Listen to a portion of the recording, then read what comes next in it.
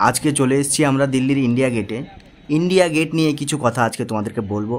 আশা করি তোমাদেরকে ভালো লাগবে। ভিডিওটি না টেনে সম্পূর্ণ দেখার অনুরোধ রইল। তো শুরু করি আজকের এই ভিডিওটা।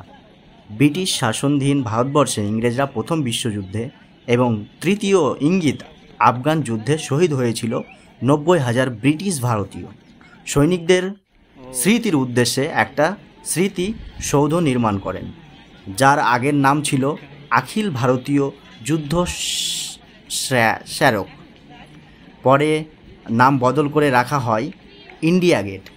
এই ইন্ডিয়া গেটে প্রায় 16,000 কাছাকাছি ভারতীয় সৈনিক এবং অন্যান্য ইংরেজ সৈনিকদের নাম খোদাই করা আছে।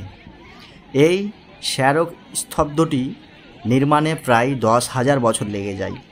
ইন্ডিয়া গেট নির্মাণের জন্য বিশেষ ধরনের লাল এবং হলুদে বেলে পাথর রাজস্থান থেকে নিয়ে আসা হয়।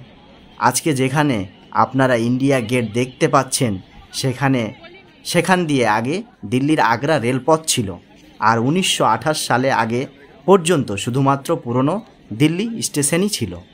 এরপর রেল লাইন উঠিয়ে যমুনা নদীর পাড়ে নিয়ে যাওয়া হয়। তারপর 1928 সালে পর থেকেই ইন্ডিয়া গেটের নির্মাণ কার্য শুরু হয়। 1931 সালে ইন্ডিয়া গেট তৈরি হয়।